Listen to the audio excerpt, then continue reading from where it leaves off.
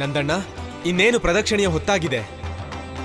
ಯಶೋದೆ, ಗೋಕುಲದ ಪರಂಪರೆ ಪ್ರಕಾರ ಮಗು ಹುಟ್ಟಿದ ಮೇಲೆ ಅದರ ನಾಮಕರಣಕ್ಕೂ ಮೊದಲು ಇಡೀ ಊರಿನ ಪ್ರದಕ್ಷಿಣೆ ಮಾಡಿಸಲಾಗುತ್ತೆ.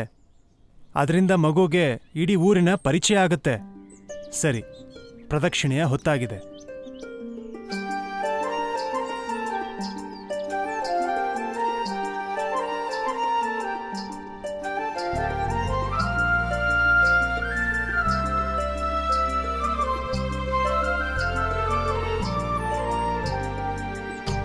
ಪಲ್ಲಕ್ಕಿ ಏರಿ ಸುತ್ತಲು ಬಂದ ನಂದ ಬಾಲ, ಗೋಕುಲಕ್ಕೆಲ್ಲ ಚೆಲ್ಲುತ್ತ ಸೌಭಾಗ್ಯದ ಹಾಲ.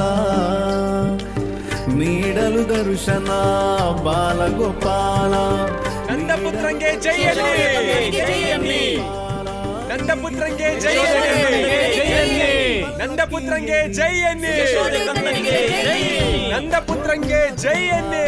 ಚೆಲ್ಲುತ್ತ ಸೌಭಾಗ್ಯದ ಹಾಲ, ನೀಡಲು ದರ್ಶನ ಬಾಲ ಗೋಪಾಲ. ನೀಗಿತು ಗೊಲ್ಲರ ನೋವುಗಳೆಲ್ಲ ಪಲ್ಲಕ್ಕಿ ಏರಿ ಸುತ್ತಲು ಬಂದ ನಂದ ಬಾಲ, ಗೋಕುಲಕ್ಕೆಲ್ಲ ಚೆಲ್ಲುತ್ತ ಸೌಭಾಗ್ಯದ ಹಾಲ.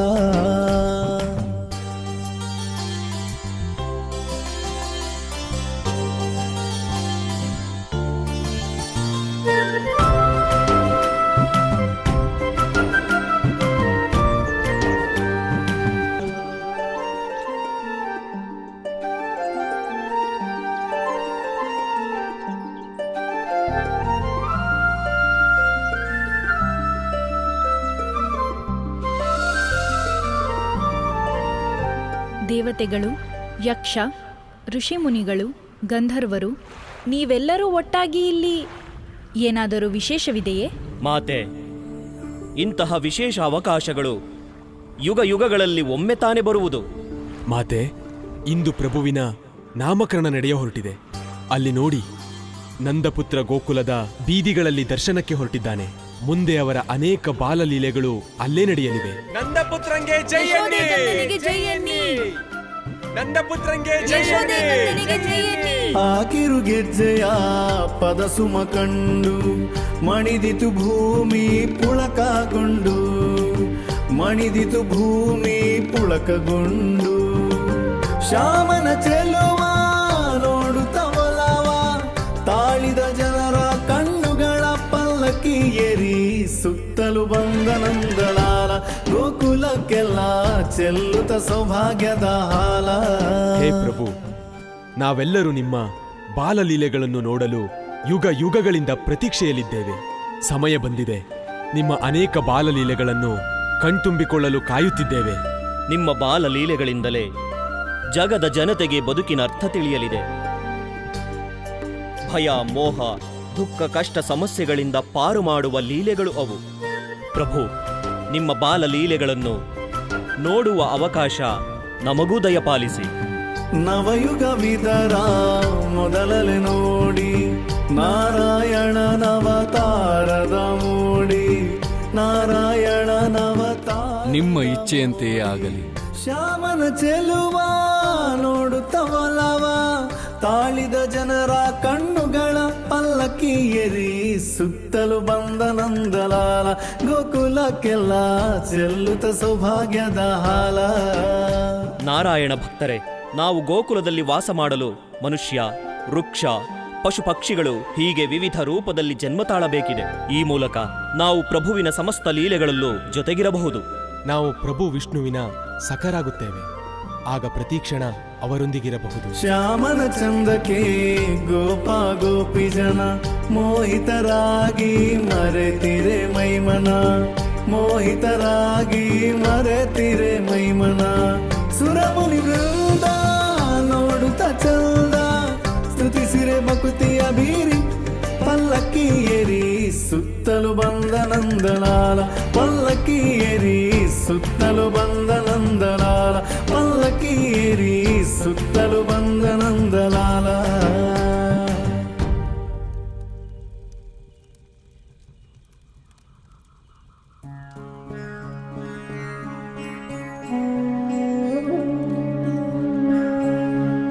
ಮಹಾರಾಜ,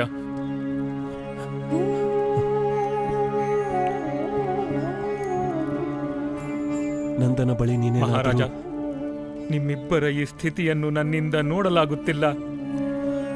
8 ವರ್ಷಗಳು ಕಳೆದವು, ಆದರೆ ಕಂಸನ ಈ ನರಕದಿಂದ ನಾನು ನಿಮ್ಮನ್ನು ಪಾರು ಮಾಡಲಾಗಲಿಲ್ಲ. ನಮ್ಮ ಚಿಂತೆ ಮಾಡಬೇಡ ಕ್ರೂರ. ನಮಗಿಂತ ಮಹತ್ವಪೂರ್ಣವಾದದ್ದು ಬ್ರಜಭೂಮಿಯ ಮಕ್ಕಳ ರಕ್ಷಣೆ ಮಾಡುವುದು. ಏಕೆಂದರೆ ಅವರೇ ಮುಂಬರುವ ಭವಿಷ್ಯ. ಮುಂದೊಂದು ದಿನ ಕಂಸನ ಅತ್ಯಾಚಾರಕ್ಕೆ ಇವರೇ ಅಂತ್ಯ ಹಾಡುತ್ತಾರೆ. ಅಕ್ರೂರ, ಗೋಕುಲದ ಮಕ್ಕಳೆಲ್ಲ ಸುರಕ್ಷಿತವೇ? ಮಹಾರಾಜ, ಗೋಕುಲದಲ್ಲಿ ಪವಾಡವೇ ನಡೆಯಿತು. ಪವಾಡವೇ? ಭದ್ರಾಕ್ಷ ಮತ್ತವನ ಸೈನಿಕರು ಗೋಕುಲದ ಮಕ್ಕಳನ್ನು ಹುಡುಕುತ್ತಾ ಗೋವರ್ಧನದ ಗುಹೆಯನ್ನೇ ತಲುಪಿದ್ದರು. ಅಲ್ಲಿ ನಂದಗೋಪ ತನ್ನ ಮತ್ತು ಹಳ್ಳಿಯ ಮಕ್ಕಳನ್ನೆಲ್ಲ ಬಚ್ಚಿಟ್ಟಿದ್ದ.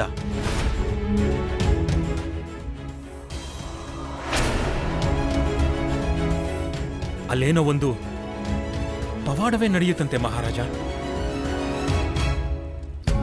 ಅಂದರೆ ನನ್ನ ಕಂದನ ರಕ್ಷಣೆಯನ್ನು ಸ್ವಯಂ ಭಗವಂತ ವಿಷ್ಣುವೇ ಮಾಡುತ್ತಿದ್ದಾನೆ. ಇಂದು ನೀನು ನನ್ನ ಜೀವನದಲ್ಲಿ ಒಳ್ಳೆಯ ಸಮಾಚಾರವನ್ನೇ ನೀಡಿದ್ದೀಯಾ ಅಕ್ರೂರ. ಅಕ್ರೂರ, ಇವತ್ತು ನೀನು ಒಳ್ಳೆಯ ಸುದ್ದಿಯನ್ನ ಹೇಳಿದ್ದೀಯಾ. ಇಂದು ನನ್ನ ಜೀವನದ ಅತ್ಯಂತ ಸುಖಿ ದಿನ ಅನಿಸುತ್ತಿದೆ. ಮಹಾರಾಜ, ಇನ್ನೊಂದು ಒಳ್ಳೆಯ ಸುದ್ದಿ ಕೂಡ ಇದೆ. ಮಕ್ಕಳೆಲ್ಲ ಬದುಕುಳಿದ ಸಂತಸದಲ್ಲಿ ನಂದಗೋಪ ತನ್ನ ಮಗನ ನಾಮಕರಣವನ್ನು ಅದ್ದೂರಿಯಾಗಿ ಆಚರಿಸುತ್ತಿದ್ದಾನೆ. ನಂದನ ಮಗನ ನಾಮಕರಣ ಅಂದರೆ ನನ್ನ ಮಗನ ನಾಮಕರಣವೇ?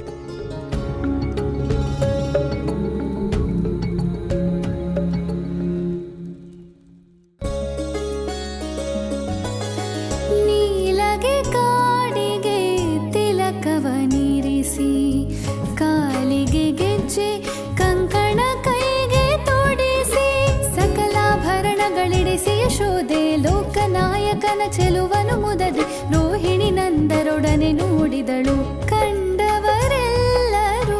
ಮಂತ್ರಮುಗ್ಧರು, ಪ್ರೇಮದ ಮಳೆಯಲಿ ಮಿಂದು ನಲಿದರು. ಅಕ್ರೂರ, ನಂದನ ಪುತ್ರನನ್ನು ನೋಡಿದೆಯಾ? ಹೇಗಿರುವನು ಅವನು? ಮಹಾರಾಜ, ನಂದನ ಮಗನ ಗುಣಗಾನವಂತೂ ಇಡೀ ಬ್ರಜಭೂಮಿಯಲ್ಲೇ ನಡೆದಿದೆ. ಅವನನ್ನು ಯಾರೇ ನೋಡಿದರೂ ಅವನ ಅಂದಕ್ಕೆ ಬೆರಗಾಗುತ್ತಾರೆ. ನನಗೆ ಅವನ ಚಂದದ ನಗುವನ್ನು ಇಷ್ಟು ದಿನವಾದರೂ ಮರೆಯಲು ಸಾಧ್ಯವೇ ಆಗುತ್ತಿಲ್ಲ. ಅಲಂಕಾರ ಮಾಡಿಕೊಂಡು ನಮ್ಮ ಕಂದ ರಾಜಕುಮಾರನ ಹಾಗಿದ್ದಾನೆ. ಅವನನ್ನು ನೋಡ್ತಿದ್ರೆ ಮನಸ್ಸಿಗೆ ಏನೋ ಆನಂದ ಆಗತ್ತೆ. ಮತ್ತಿವನು ಆ ಕಣ್ಣು ಮಿಟಕ್ಸಿ ನಗ್ತಾನಲ್ಲ, ಆಗ ನೋಡಿ, ಸಾಕ್ ಮಾಡಿ. ಇಷ್ಟೆಲ್ಲ ಹೊಗಳಿಕೆ ಒಳ್ಳೇದಲ್ಲ. ನನ್ನ ಕಂದನಿಗೆ ನಿಮ್ದೇ ದೃಷ್ಟಿ ಬಿದ್ರೆ ಕಷ್ಟ ಆಗತ್ತೆ.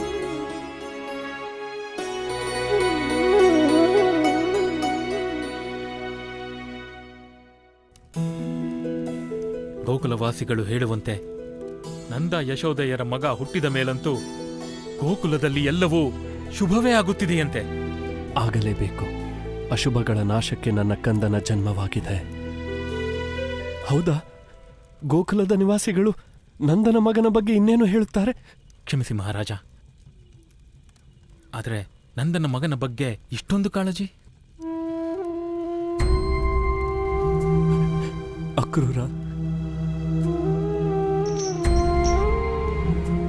ನಾನು ನನ್ನ ಒಂದು ಮಗುವನ್ನು ಉಳಿಸಿಕೊಳ್ಳಲಾಗಲಿಲ್ಲ. ಈಗ ನಂದಪುತ್ರ ಮತ್ತು ಗೋಕುಲದ ಮಕ್ಕಳ ಸುರಕ್ಷತೆ ಬಗ್ಗೆ ಕೇಳಿ ನನಗೆ ಸಂತೋಷವಾಯಿತು. ಏಕೆಂದರೆ ನಮ್ಮಿಂದಾಗಿ ಅವರ ಜೀವನಕ್ಕೆ ಬಂದ ಸಂಕಟ ದೂರವಾಯಿತಲ್ಲವೇ?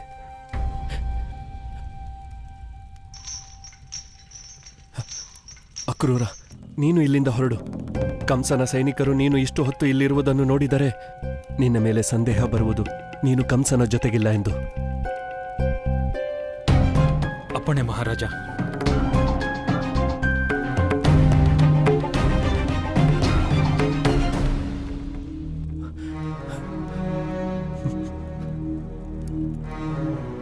ದೇವಕಿ ನಮ್ಮ ಅಷ್ಟಮ ಶಿಶುವು.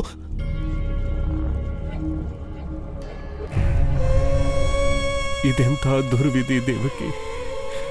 ನಮ್ಮ ಅಷ್ಟಮ ಪುತ್ರ ಜೀವಂತನಿದ್ದಾನೆ ಎನ್ನುವುದನ್ನು ನಾನು ನಿನಗೆ ಹೇಳುವಂತೆಯೂ ಇಲ್ಲ. ಏಕೆಂದರೆ ನೀನು ನನ್ನ ಜೀವದ ರಕ್ಷಣೆಗಾಗಿ ಕಂಸನ ಎದುರಿಗೆ ಸತ್ಯ ಹೇಳಿಬಿಡುತ್ತೀಯ. ಕ್ಷಮಿಸು ದೇವಕಿ. ನಿನ್ನ ಪುತ್ರ ಬದುಕಿರುವ ಸತ್ಯವನ್ನು ನಿನ್ನಿಂದಲೇ ಮುಚ್ಚಿಡುತ್ತಿದ್ದೇನೆ. ಆದರೆ ಇದನ್ನೆಲ್ಲ ನಾನು ನಮ್ಮ ಪುತ್ರನ ಸುರಕ್ಷತೆಗಾಗಿಯೇ ಮಾಡುತ್ತಿದ್ದೇನೆ.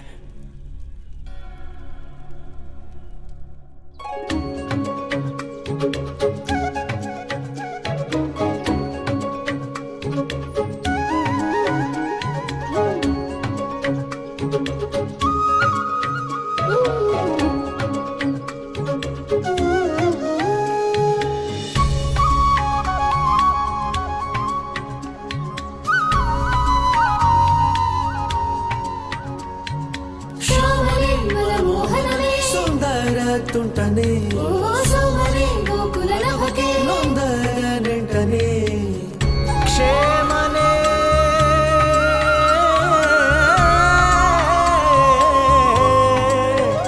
ಪ್ರೇಮಧಾಮನೆ.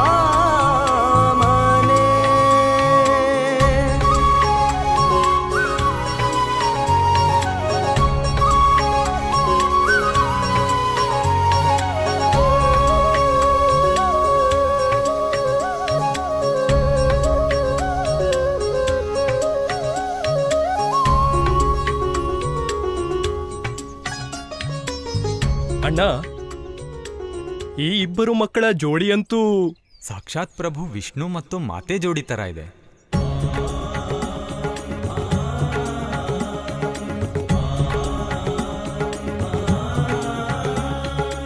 ಇದನ್ನೇ ನಾನು ಹೇಳ್ತಾ ಇದ್ದೀನಿ. ಆದ್ರೆ ನೀವಿಬ್ರು ಯಾರು? ಇದಕ್ಕೂ ಮೊದಲು ನಿಮ್ಮನ್ನ ಗೋಕುಲದಲ್ಲಿ ನೋಡೇ ಇಲ್ವಲ್ಲ? ಅದು ನಾವು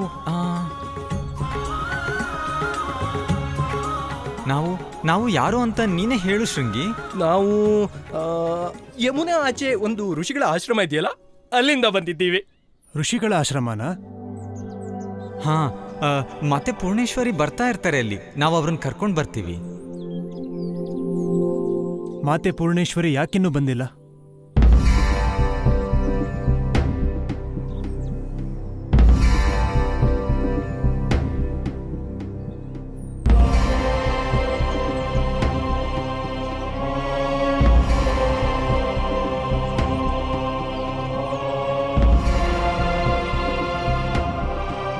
ಅಸಂಭವ.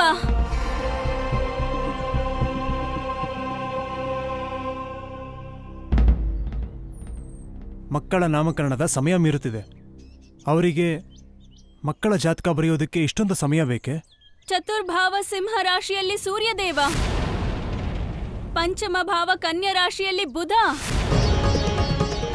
ಷಷ್ಠ ಭಾವ ತುಲಾ ರಾಶಿಯಲ್ಲಿ ಶುಕ್ರ ಮತ್ತು ಶನಿದೇವ. ಜೊತೆಗೆ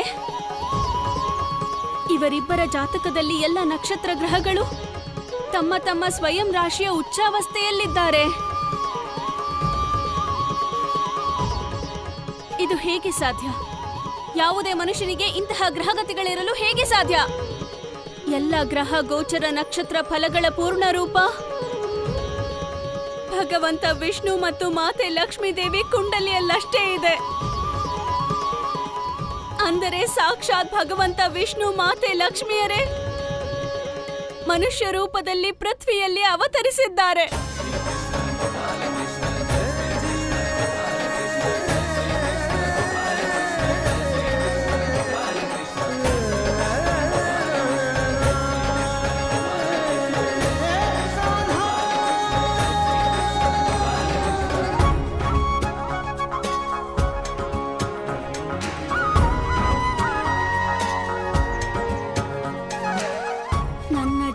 ಸಫಲವಾಗಿದೆ. ನನ್ನ ಜನ್ಮಾಂತರ ಪಾಪಗಳು ಕಳೆದವು. ಬಾಲ್ಯದಿಂದ ಜೋಗಿತಿಯಾಗಿ ಯಾವ ಪ್ರಭುವಿನ ದರ್ಶನಕ್ಕಾಗಿ ಅಲೆದಾಡುತ್ತಿದ್ದನೋ ಇಂದು ಅವರು ಕಣ್ಣೆದುರೇ ಇದ್ದಾರೆ. ನನಗೆ ಅಂದೇ ಅನುಮಾನ ಉಂಟಾಗಿತ್ತು ನಿಮ್ಮ ಜನ್ಮದಿನದಂದು, ಆದರೆ ವಿಶ್ವಾಸ ಉಂಟಾಗಿರಲಿಲ್ಲ. ಇಂದು ನಿಮ್ಮಿಬ್ಬರ ಜನ್ಮ ಕುಂಡಲಿಯನ್ನು ನೋಡಿ ನನ್ನ ಅನುಮಾನ ವಿಶ್ವಾಸವಾಗಿ ಬದಲಾಗುತ್ತಿದೆ. ನೀವಿಬ್ಬರೂ ಬೇರಾರೂ ಅಲ್ಲ, ಸಾಕ್ಷಾತ್ ಭಗವಂತ ವಿಷ್ಣು ಮಾತೆ ಲಕ್ಷ್ಮಿ ಅಲ್ಲವೇ ಪ್ರಭು? ನನ್ನ ನಂಬಿಕೆ ಸರಿಯಲ್ಲವೇ ಮಾತೆ?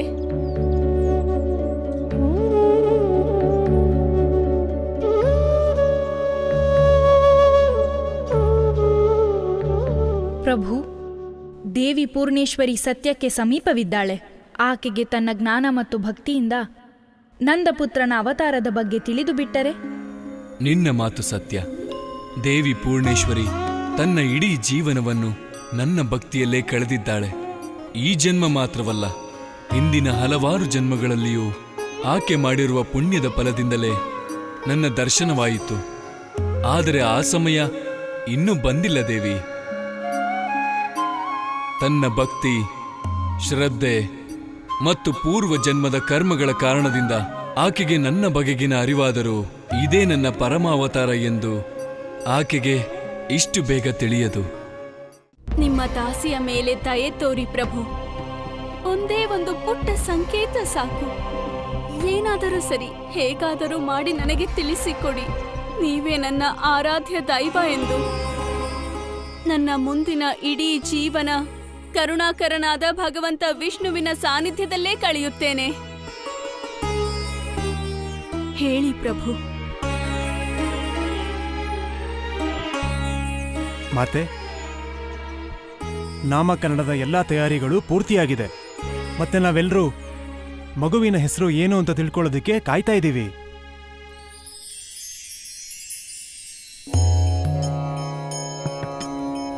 ಜಾಗೃತ ಶ್ರೀನಾರಾಯಣಗೆ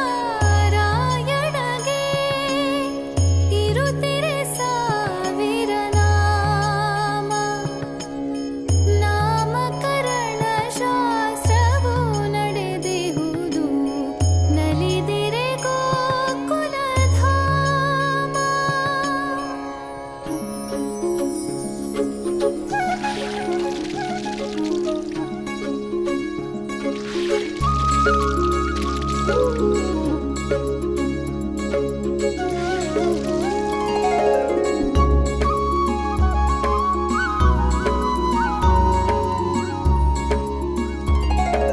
ಶ್ರೀ ಸತ್ಯ ನೀವನು ಆದಿಯನಂತ, ಜಗದ ಜನಕ ಭುವಿಯಲಿ ಭಗವಂತ.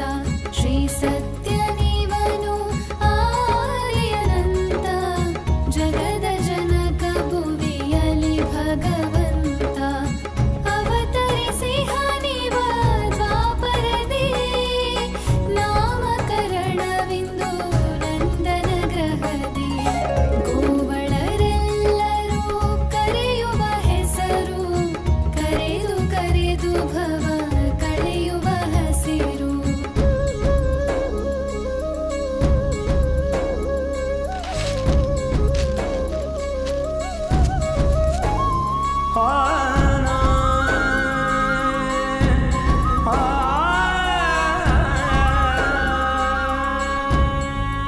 ವೃಷಭಾನು, ಭಾದ್ರಪದದ ಅಷ್ಟಮಿ ತಿಥಿಯಂದು ಜನ್ಮಿಸಿದ ನಿನ್ನ ಪುತ್ರಿ ಬಹಳ ಭಾಗ್ಯಶಾಲಿಯಾಗಿದ್ದಾಳೆ. ಎಲ್ಲ ಗ್ರಹಗಳ ಗೋಚರ ಫಲದ ಅನುಸಾರ ನಿನ್ನ ಪುತ್ರಿಯ ಹೆಸರು ರ ವರ್ಣದಿಂದ ಆರಂಭವಾಗಬೇಕು. ರಾ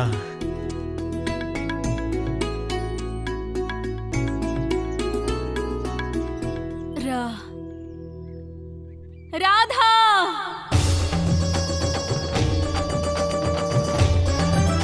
ರಾಧಾ,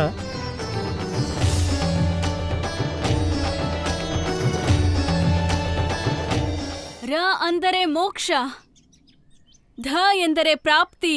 ನಿನ್ನ ಪುತ್ರಿ ಜೀವನದಲ್ಲಿ ಮೋಕ್ಷ ಸಮಾನ ಸುಖ ಪ್ರದಾನ ಮಾಡುತ್ತಾಳೆ. ಹಾಗಾಗಿಯೇ ಇವಳ ಹೆಸರು ರಾಧಾ. ಆಹಾ, ಬಹಳ ಸುಂದರವಾದ ಹೆಸರು. ರಾಧಾ.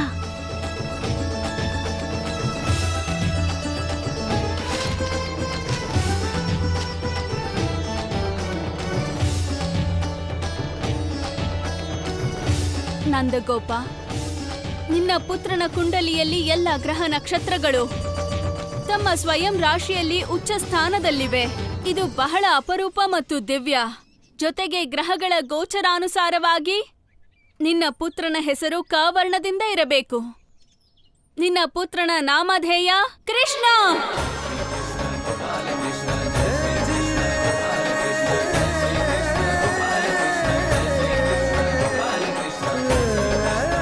ಕೃಷ್ಣ ಕೃಷ್ಣ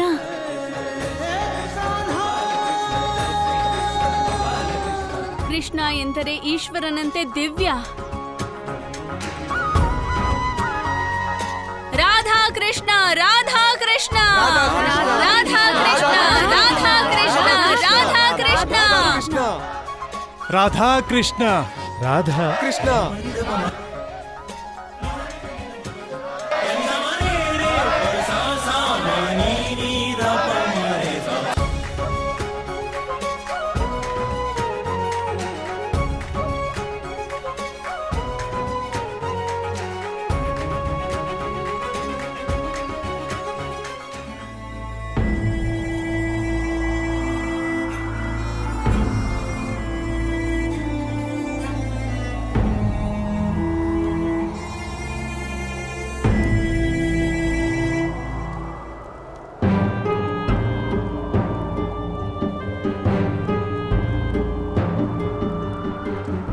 ನಮಗೆ ಮಗುವಾದಾಗ ಈ ನವಿಲುಗರಿಯನ್ನು ಅವನ ಮುಡಿಗೇರಿಸುತ್ತೇನೆ.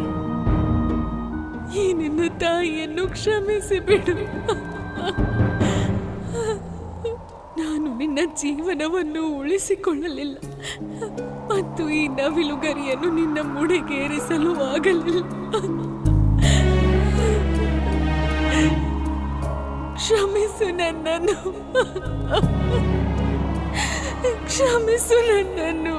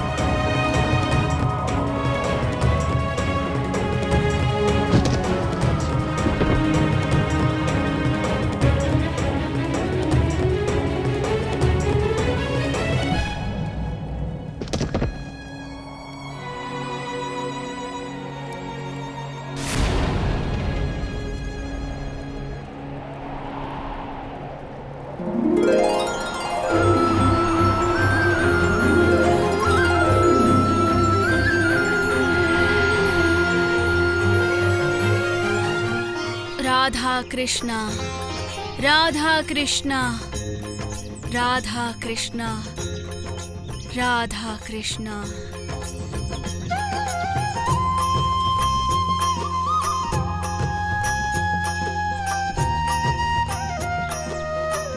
ನಿನ್ನ ಮಹಿಮೆಗಳ ಹಾಡಿದೆ ನಾನು, ಆದರೂ ನಿನ್ನ ಭೇದವರಿಯೇನು, ಆದರೂ ನಿನ್ನ ಭೇದವರಿಯೇನು.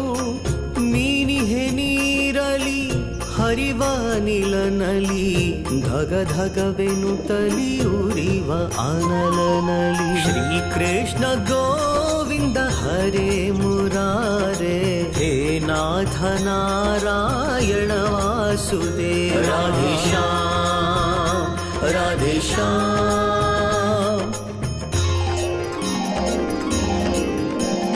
ಕಣ ಕಣದೊಳಗೆ ನೀನಡಗಿರುವೆ, ಕಣ ಕಣದೊಳಗೆ ನೀನಡಗಿರುವೆ. ನವಿಲುಗರಿ, ಕೃಷ್ಣನ ಕೈಯಲ್ಲಿ ಪವಿತ್ರ ನವಿಲುಗರಿ, ನೀವು ನನಗೆ ನೀಡುತ್ತಿರುವ ಸಂಕೇತವೇ? ನನ್ನೆಲ್ಲ ಪ್ರಶ್ನೆಗಳಿಗೆ ಉತ್ತರವೇ? ಮೂಜಗವಿದರ ನಾಥನಾಗಿರುವೆ, ದೀನ ಅನಾಥ ಸಂಗಾತಿನಿ ಪ್ರಭುವೆ. ಶ್ರೀಕೃಷ್ಣ ಗೋವಿಂದ ಹರೇ ಮುರಾರೇ. ಮಾತೆ ನೋಡಿ, ಈ ನವಿಲ್ಗರಿ ಎಷ್ಟು ಚೆನ್ನಾಗಿ ಕಾಣ್ತಿದೆ ನಮ್ಮ ಮುದ್ದು ಕೃಷ್ಣನ ಕೈಯಲ್ಲಿ. ಹಾ ಯಶೋದೆ, ನನಗನ್ಸುತ್ತೆ ನಮ್ಮ ಕೃಷ್ಣನಿಗೂ ಈ ನವಿಲುಗರಿಗೂ ಏನೋ ಹಳೆಯದೊಂದು ಸಂಬಂಧ ಇದೆ ಅಂತ. ನೋಡಲ್ಲಿ, ಕೃಷ್ಣ ನವಿಲುಗರಿಯನ್ನ ಬಿಡ್ತಾನೇ ಇಲ್ಲ. ನನ್ಗನ್ಸುತ್ತೆ ಬೆಣ್ಣೆ ತರಾನೇ ಈ ನವಿಲುಗರಿನೂ ನಮ್ಮ ಕಂದನ್ನ ಆವರಿಸ್ಕೊಂಡಿದೆ ಅಂತ. ಆದರೆ ಇಲ್ಲಿ ದೂರ ದೂರದವರೆಗೂ ನವಿಲುಗಳೇ ಇಲ್ಲವಲ್ಲ. ಹಾಗಿದ್ದ ಮೇಲೆ ಈ ಗರಿ ಇದ್ದಕ್ಕಿದ್ದ ಹಾಗೆ ಎಲ್ಲಿಂದ ಬಂತು? ವಾಸುದೇವ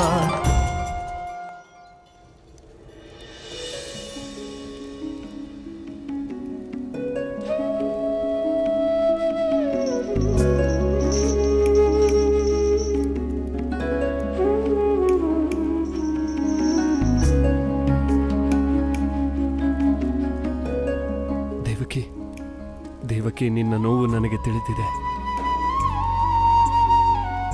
ನಿನ್ನ ಎಲ್ಲ ಸಂತಾನಗಳ ಹತ್ಯೆ,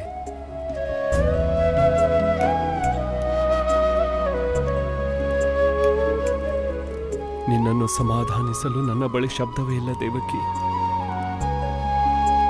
ಆದರೆ ಪರಮಾತ್ಮನಲ್ಲಿ ವಿಶ್ವಾಸವನ್ನಿಡು.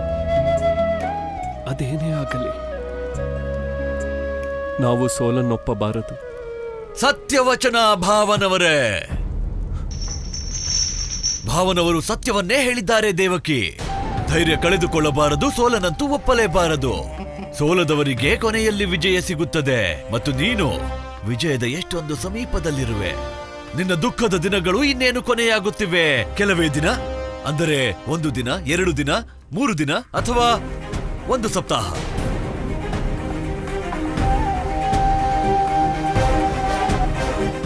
ಅದರ ನಂತರ ನಾನು ನಿನ್ನನ್ನು ಮತ್ತು ಭಾವನನ್ನು ರಥದಲ್ಲಿ ಕೂರಿಸಿ ಮಾಹಿಷ್ಮತಿಗೆ ಕಳಿಸಿಕೊಡುತ್ತೇನೆ. ಮುಂದೆ ಎಷ್ಟು ಸುಂದರ ದಿನಗಳಿವೆ. ನೀನು ಮಾಹಿಷ್ಮತಿಯ ರಾಣಿಯಾಗಲಿದ್ದೀಯೇ. ಸಿಂಹಾಸನದಲ್ಲಿ ಆಸೀನಳಾಗುತ್ತೀಯೇ. ನಿನಗೆ ಮತ್ತೆ ಮಕ್ಕಳಾಗುತ್ತವೆ. ನನ್ನನ್ನು ಮಾಮ ಮಾಮ ಎಂದು ಕರೆಯುತ್ತವೆ. ನಾನು ಅವರನ್ನು ಎತ್ತಿ ಎತ್ತಿಯ ಇಲ್ಲ ಇಲ್ಲ ಇಲ್ಲ ಈ ಬಾರಿ ಎತ್ತಿ ಎತ್ತಿಯ ಆಡಿಸುವುದಿಲ್ಲ. ಜೋಗುಳ ಹಾಡುತ್ತೇನೆ.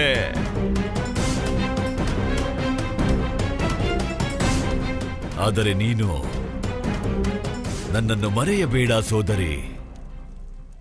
ಏಕೆಂದರೆ ಭಗವಂತನನ್ನು ಮರೆತಾಗಲೇ ಕೆಟ್ಟ ದಿನಗಳು ಆರಂಭವಾಗುತ್ತವೆ. ಭಗವಂತ ಕಂಸನನ್ನು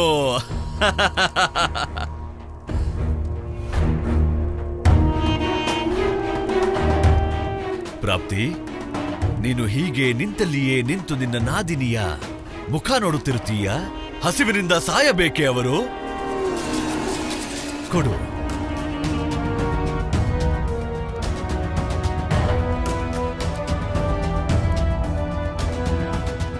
ಈಗೋ ಸೋದರಿ, ಬೆಣ್ಣೆಯನ್ನು ತಿನ್ನು. ನಿನಗೆ ಬೆಣ್ಣೆ ಎಂದರೆ ಪ್ರಿಯವಲ್ಲವೇ? ನಿನಗಾಗಿ ಗೋಕುಲದಿಂದ ತರಿಸಿರುವೆ. ನೀನೇ ಹೇಳುತ್ತಿದ್ದೆಯಲ್ಲವೇ, ಬ್ರಜಭೂಮಿಯಲ್ಲಿ ಗೋಕುಲದ ಬೆಣ್ಣೆ ಅತ್ಯಂತ ಸ್ವಾದಿಷ್ಟಕರ ಎಂದು.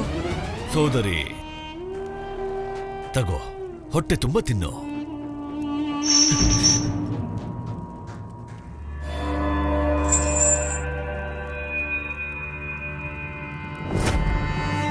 ಭಾವನವರೇ, ಶಾಂತಿ ನಿಮಗೂ ಇದೆ, ಬೇಕಷ್ಟಿದೆ.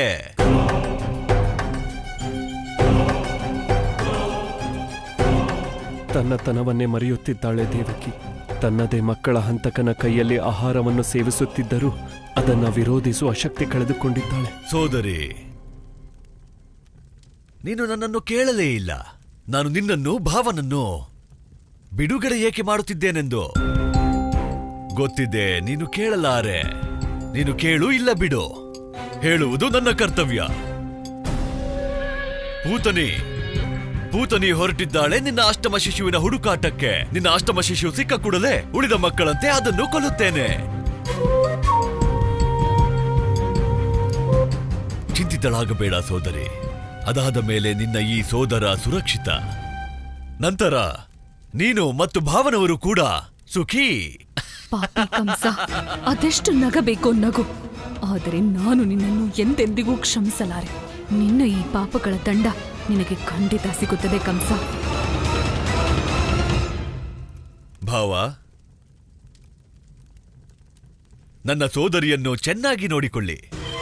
ಮಾಹಿಷ್ಮತಿಯ ಮಂದಿ ಹೇಳಬಾರದು ಕಂಸನ ಸೋದರಿ ದೇವಕಿಗೆ ತವರಲ್ಲಿ ಸುಖವೇ ಸಿಕ್ಕಿಲ್ಲವೆಂದು.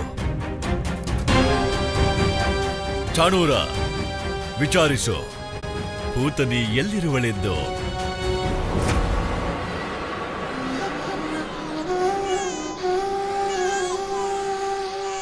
ಏನಾಯ್ತು ನನ್ ಮುದ್ದು ಕಂದ? ಯಾಕೆ ಅಳ್ತಾ ಇದೀಯಾ? ಹಸ್ವಾಗ್ತಿದ್ಯಾ ನಿನ್ಗೆ? ಇರು, ಹಾಲು ತಗೊಂಡ್ ಬರ್ತೀನಿ.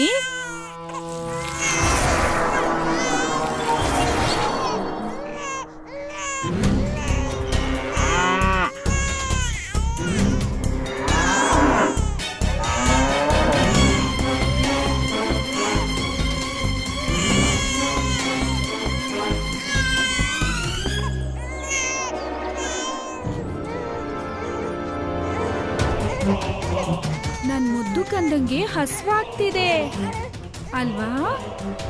ಪೂತನಿ ಚಿಕ್ಕಮ್ಮ ಬಂದಿದ್ದಾಳಲ್ವಾ? ನಿನ್ಗಿನ್ಯಾವತ್ತೂ ಹಸ್ವಾಗೋದಿಲ್ಲ.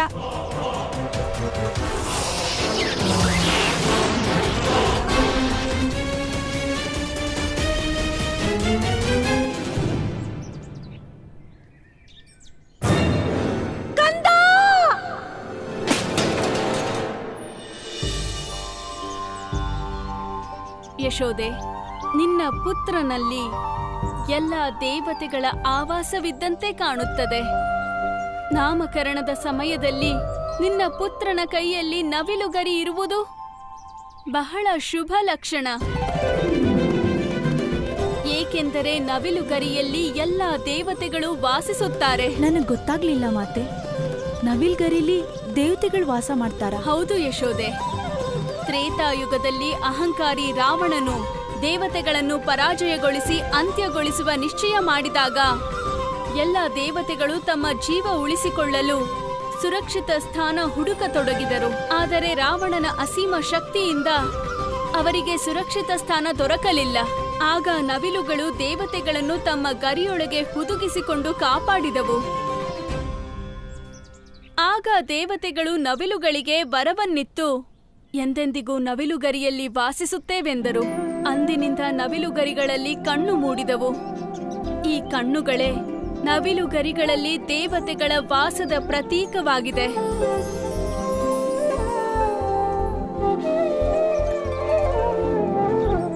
ಮಾತೆ, ಈ ಸತ್ಯನ ತಿಳಿಸಿ ನೀವು ನಮಗ್ ತುಂಬಾ ಉಪಕಾರ ಮಾಡಿದಿರಿ. ಇವತ್ತಿಂದ ನಾನು ಈ ನವಿಲ್ಗರಿನ ಯಾವಾಗ್ಲೂ ನನ್ನ ಕಂದನ್ ಮುಡಿಗ್ ತೊಡಿಸ್ತೀನಿ. ಈ ನವಿಲ್ಗರಿನೇ ನನ್ನ ಕಂದನ್ ಗುರ್ತಾಗತ್ತೆ. ಪ್ರಭು, ಅಲ್ಲಿ ನೋಡಿ, ನವಿಲುಗಳ ನಾಟ್ಯವನ್ನು. ಇಂದು ನಂದಪುತ್ರ ಸ್ವಯಂ ನವಿಲುಗಳ ಮಹಿಮೆಯನ್ನು, ಇವುಗಳ ಗರಿಯನ್ನು ಮುಡಿಗೇರಿಸಿಕೊಳ್ಳಲಿದ್ದಾನೆ. ಅದನ್ನು ತಿಳಿದೇ ಈ ನವಿಲುಗಳು ಕುಣಿದು ನಲಿದಾಡುತ್ತಿವೆ. ನವಿಲುಗರಿಯನು ಧರಿಸಿದನು ಕಂದ, ಮೂಲೋಕದ ಪಾಲಕನು. ಸುರರ ಅನುಗ್ರಹ ಪಡೆದು ದೇವಕಿಯ ಮಾತೆಯ ಮಮತೆಯನು. ನಂದಪುತ್ರನ ಈ ನವಿಲುಗರಿ ಮಾತೆ ದೇವಕಿಯ ಪ್ರೀತಿಯ ಆಶೀರ್ವಾದವಾಗಿದೆ. ಇಂದು ನಂದಪುತ್ರ ಮಾತೆ ದೇವಕಿಯ ಮಮತೆಯನ್ನ ಮುಡಿಗೇರಿಸಿಕೊಂಡಿದ್ದಾನೆ. ವಿಧಿಯ ನಿರ್ಧಾರದಿಂದ ಜನ್ಮವೆತ್ತ ಕೂಡಲೇ ನಂದಪುತ್ರ ತನ್ನ ಮಾತೆಯಿಂದ ದೂರವಾಗಿದ್ದ. ಆದರೆ ಈ ನವಿಲುಗರಿಯ ಸಹಾಯದಿಂದ ಮಾತೆ ದೇವಕಿಯ ತ್ಯಾಗ, ಕರುಣೆ ಮತ್ತು ವಾತ್ಸಲ್ಯಗಳ ಜೊತೆಗೆ ಬೆಸೆದುಕೊಂಡಿರುತ್ತಾನೆ. ನಂದಪುತ್ರ ಈ ನವಿಲುಗರಿಯನ್ನು ಧರಿಸಿ ಮಾತೆಯ ಮಮತೆಗೆ ಈ ವಿಶ್ವದಲ್ಲಿಯೇ ಸರ್ವೋಚ್ಚ ಸ್ಥಾನ ನೀಡಿದ್ದಾನೆ. ತಾಯ ಪ್ರತಿಜ್ಞೆಯ ಪೂರ್ಣಗೊಳಿಸಿದನು ನವಿಲುಗರಿಯ ಧರಿಸಿ. ಗರಿಯಲೆ ಪ್ರೇಮದ ಶಕ್ತಿ ಸಂದೇಶವ ಮೂಜಗದೊಳಗೂ ಹೊಳೆಸಿ.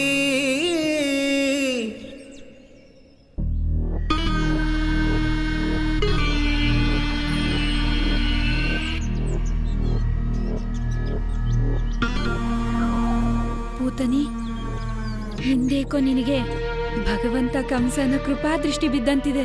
ಇಷ್ಟೊಂದು ಮಕ್ಕಳು ಒಂದೇ ಕಡೆ. ಯಾರನ್ನು ಹುಡುಕುತ್ತಿದ್ದೇನೋ ಅವನಿಲ್ಲೇ ಇರಬೇಕು. ಇವರೆಲ್ಲರನ್ನು ಕೊಂದು ಬಿಡುತ್ತೇನೆ ಈಗ.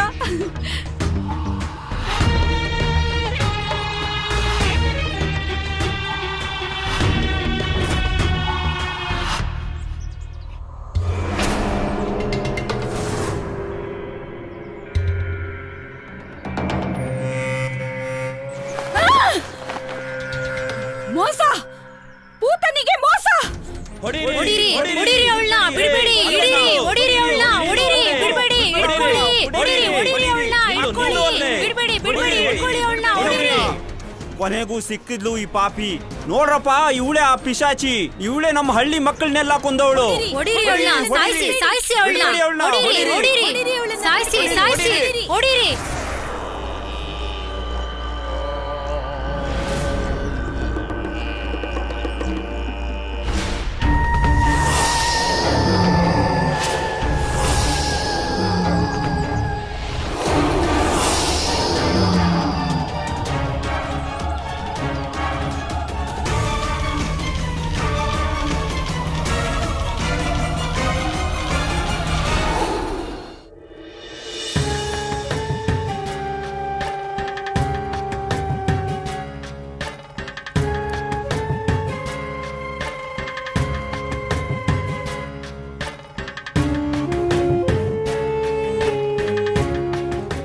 ಪೂತನೇ, ಸತ್ಯವಾದ ರೀತಿಯಲ್ಲಿ ನನ್ನ ಭಕ್ತೆ ನೀನು. ಬ್ರಜಭೂಮಿಯ ನವಜಾತ ಶಿಶುಗಳ ಬಲಿ ಕೊಟ್ಟು ನೀನು ಹೃದಯಪೂರ್ವಕವಾಗಿ ಭಗವಂತ ಕಂಸನ ಆರಾಧನೆ ಮಾಡಿದ್ದೀಯೆ. ಆದರೆ ಪೂತನಿಯು ಕೊಂದು ಹಾಕಿದ ಮಕ್ಕಳ ಅಂತಿಮ ಸಂಸ್ಕಾರ ನಡೆಯಿತೋ ಇಲ್ಲವೋ? ಭಗವಂತ, ಆ ಬಾಲಕರ ಅಂತಿಮ ಸಂಸ್ಕಾರದ ಅವಶ್ಯಕತೆ ಇದೆಯೇ? ಅವರೆಲ್ಲರೂ ಜನಿಸಿದ್ದು ನಮ್ಮ ಮಹಾರಾಜ ಕಂಸರ ಶತ್ರು ಜನಿಸಿದ ಹೊತ್ತಿನಲ್ಲಿಯೇ ಅಲ್ಲವೇ? ಆ ಬಾಲಕನಂತೆ ಈ ಮಕ್ಕಳು ನಿಮ್ಮ ಶತ್ರುಗಳೇ ಅಲ್ಲವೇ? ಅಸ್ತಿ, ನಿನಗೆ ನೆನಪಿಲ್ಲವೇ ನನಗೆ ಗುಲಾಬಿಯ ಪುಷ್ಪಮಾಲೆ ಎಂದರೆ ಅಧಿಕ ಪ್ರಿಯವೆಂದು? ಕ್ಷಮಿಸಿ ಭಗವಂತ.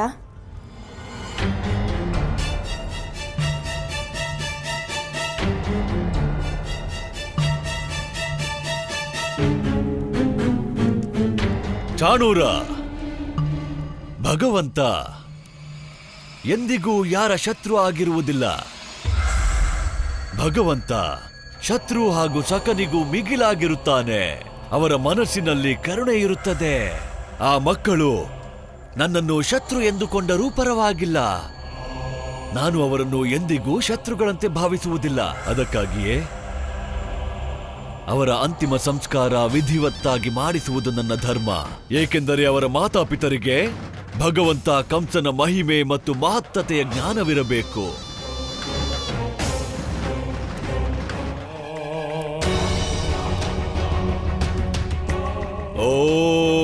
ಓಂ ಕಂಸಾಯ ನಮಃ. ಭಗವಂತ ಕಂಸನ ಪೂಜೆಯ ಸಮಯವಾಯಿತು. ಆರತಿ ಆರಂಭವಾಗಲಿ. ಜನರು ಸ್ವಾಮಿವರು ಅಜಯರು, ಅಭಯರು, ಅಚಲರು, ಅಮರರು, ಮೃತ್ಯುಗೆ ಉಪಕಾರಿವನು.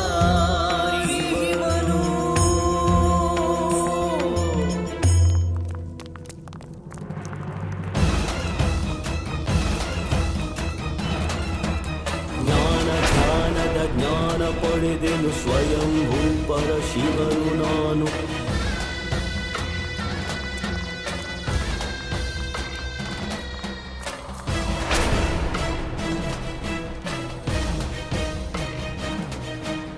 ಧ್ಯಾನದ ಜ್ಞಾನ ಪಡೆದೆನು ಸ್ವಯಂಭೂ ಪರ ಶಿವನು ನಾನು.